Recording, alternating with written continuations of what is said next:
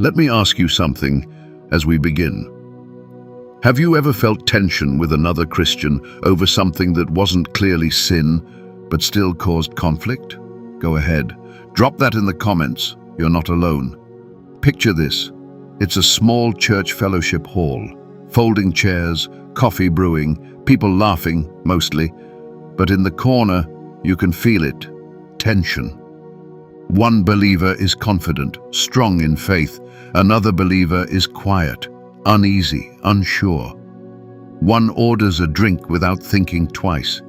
The other stiffens inside, memories rising, convictions shaking. No words are spoken, but something holy is disturbed. So no one sinned, but someone was wounded. And that's where Romans 14 lives. Let me ask you, is it possible that what strengthens your faith could deeply trouble someone else's? Let's slow down and listen to God's word. Romans 14:19-23. So then, we must pursue what promotes peace and what builds up one another. Do not tear down God's work because of food. Everything is clean, but it is wrong to make someone fall by what you eat. It is a good thing not to eat meat or drink wine or do anything that makes your brother stumble. Do you have faith? Have it to yourself before God. Happy is the one who does not condemn himself by what he approves. But whoever doubts stands condemned if he eats, because his eating is not from faith, and everything that is not from faith is sin. When Paul writes Romans 14, he is not addressing unbelievers who need to hear the gospel for the first time. He is speaking to believers, men and women who love Jesus, trust in his saving work, and belong to the same spiritual family. And yet, as is often the case in the church, they do not always see things the same way. The conflict in Rome was not over core doctrines like the deity of Christ or salvation by grace. It was over everyday practices, what was permissible, what was wise, and what felt right to the conscience. On the surface, it looked like an argument about food and drink. But Paul makes it clear that the real issue was not food at all. It was freedom. Some believers understood their liberty in Christ. They knew that salvation does not come through dietary rules or religious restrictions. Others, however, were still growing. Their consciences were tender, shaped by past experiences, cultural backgrounds, or former religious systems. Paul does not ridicule the weak, nor does he scold the strong. Instead, he does something far more challenging. He raises the standard for everyone. He writes, "So then, we must pursue what promotes peace and what builds up one another." The word pursue is important. Paul does not say peace will happen naturally if we ignore each other. He says we must actively chase after it. This is intentional, thoughtful, and sometimes costly. Jesus taught the same principle when he said, "Blessed are the peacemakers," Matthew 5:9.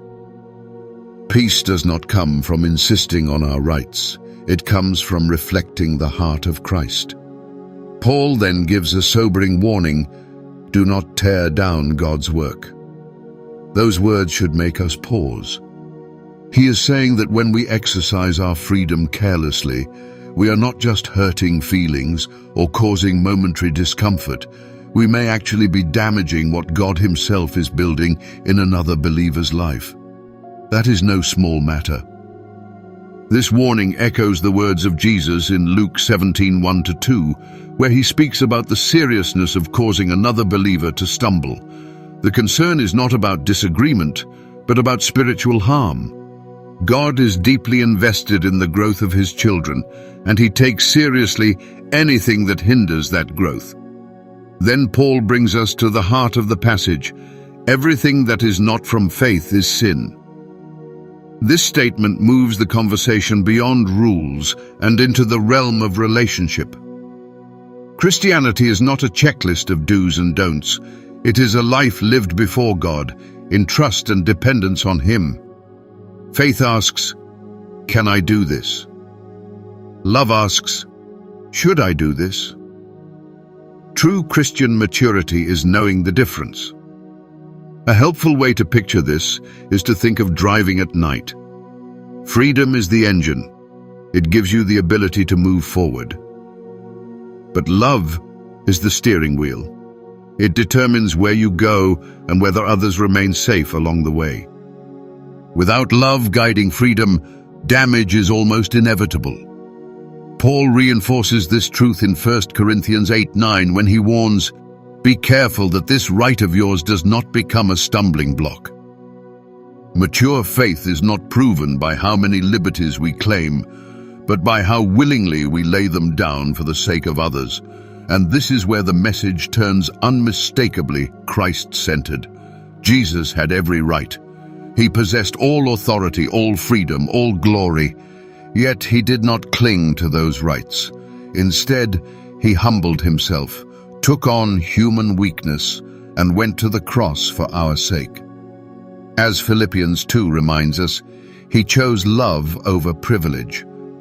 So the question Paul quietly places before us is this: is my faith helping others grow, or is it quietly pushing them away?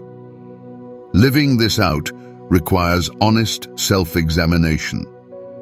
Before we act, we must ask whether our choices will build up or tear down.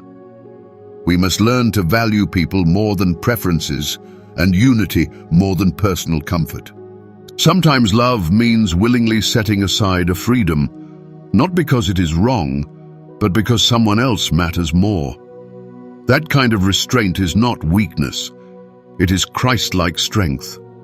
And every time we choose love over self, we reflect the one who gave everything so that we might live. Before we pray, let me invite you to quiet your heart and ask God to shape your faith into a love that builds others up and reflects the heart of Christ. Father, we come before you with humble and grateful hearts, acknowledging that you are holy, wise, and perfectly loving in all your ways. You see us completely, our strengths, our weaknesses, our freedoms, and our fears. And yet, you love us without condition.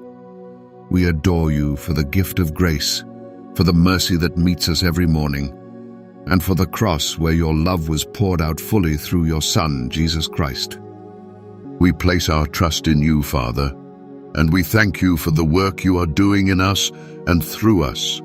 May our faith be marked by love, our freedom guided by grace, and our lives bring glory to the name of Jesus.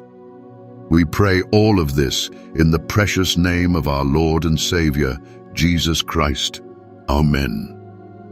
If this message spoke to your heart, take a moment to like this video, subscribe to the channel, and share it with someone who may need encouragement today. And let me know in the comments, how is God inviting you to live out faith through love this week?